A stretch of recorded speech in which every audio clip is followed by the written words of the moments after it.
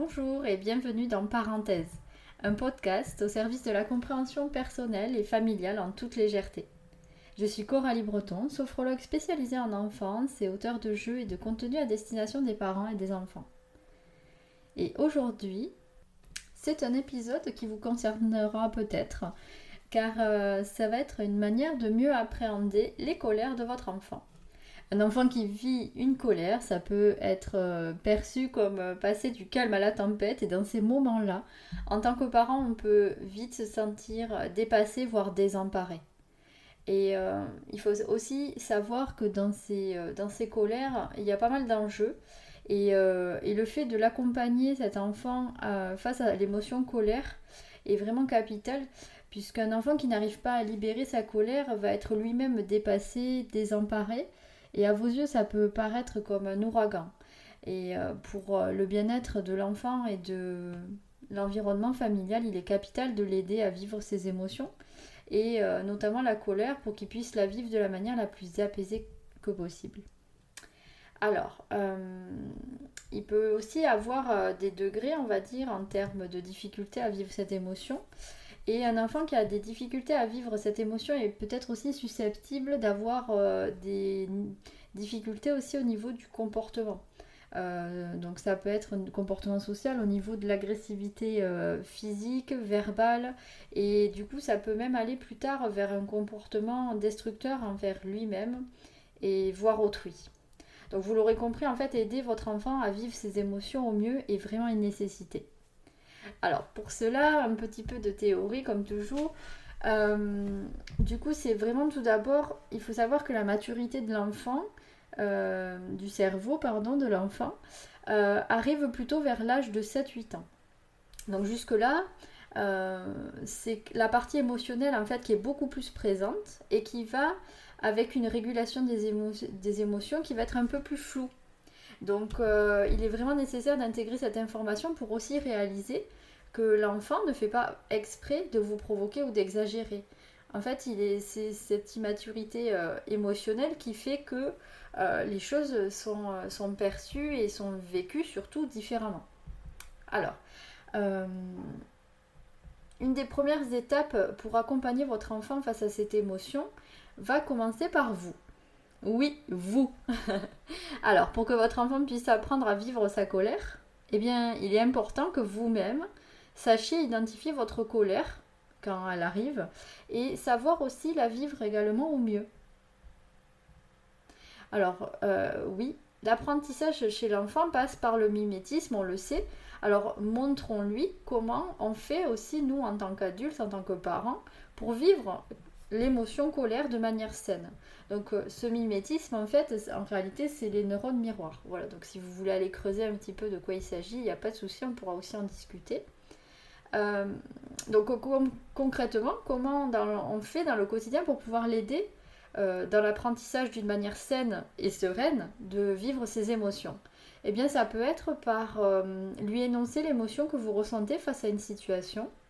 Donc là, il n'est pas nécessaire forcément de rentrer dans les détails si c'est une affaire d'adulte.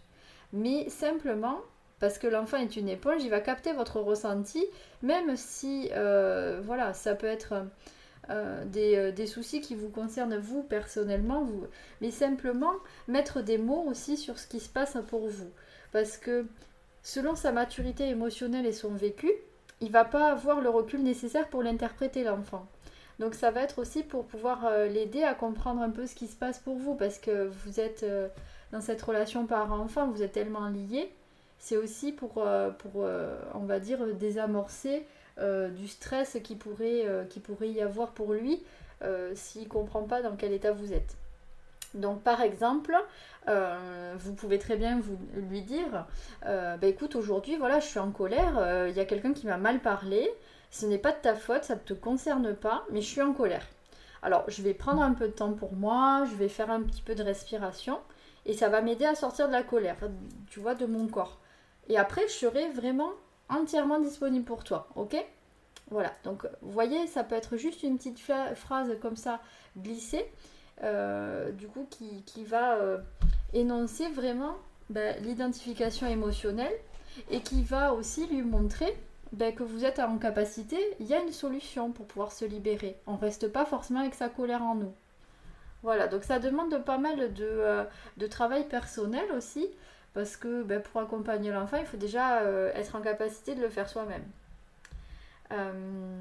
Donc après, une des deuxièmes étapes aussi pour accompagner votre enfant face à ses colères, ça va être de lui proposer, comme je l'ai un petit peu énoncé dans l'exemple, des outils qui vont lui permettre de se libérer et qu'il pourra utiliser en autonomie, ou s'il est en capacité de le faire, peut-être avec vous lors de sa crise de colère. Mais du coup, pour qu'il puisse les utiliser, ces outils, ça sous-entend qu'il les connaisse.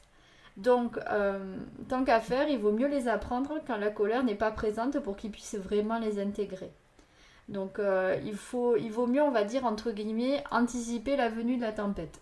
Parce que lui, comme ça, quand il a sa colère qui arrive, il peut avoir la petite affiche dans la chambre où il y a le symbole de ce qu'on fait, voilà, une respiration, des choses comme ça.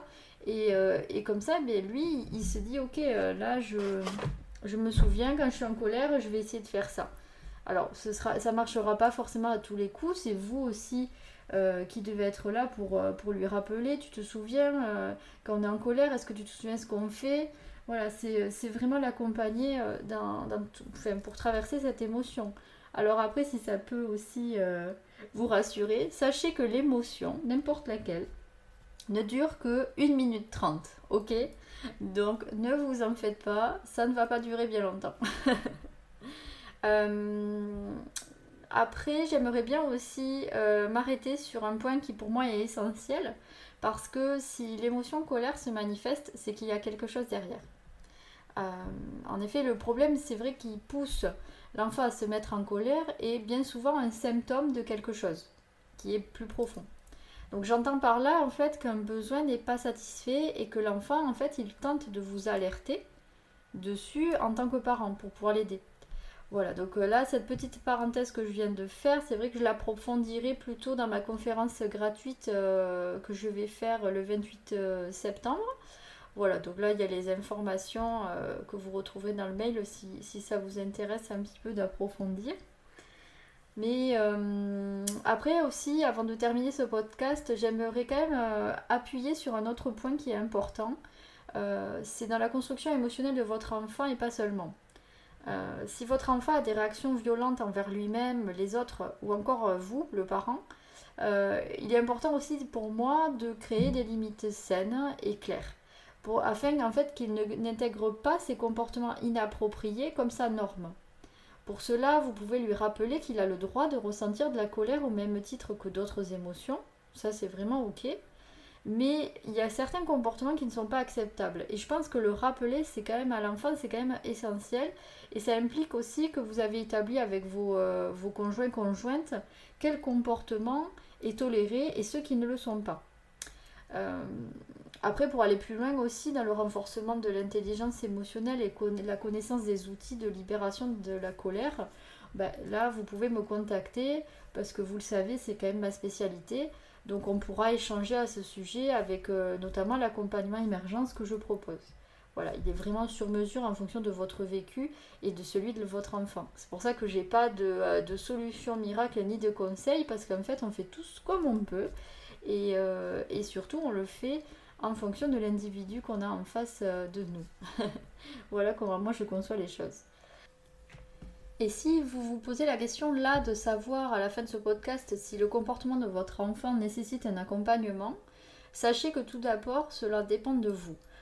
Comment vous vivez la situation quant à ces colères et que ça dépend également de l'intensité, la durée, le comportement de votre enfant durant ces colères. Donc si des doutes persistent, on pourra en discuter ensemble, vous le savez. En attendant, j'espère que ce podcast vous aura apporté une compréhension et moi je vous dis à très bientôt.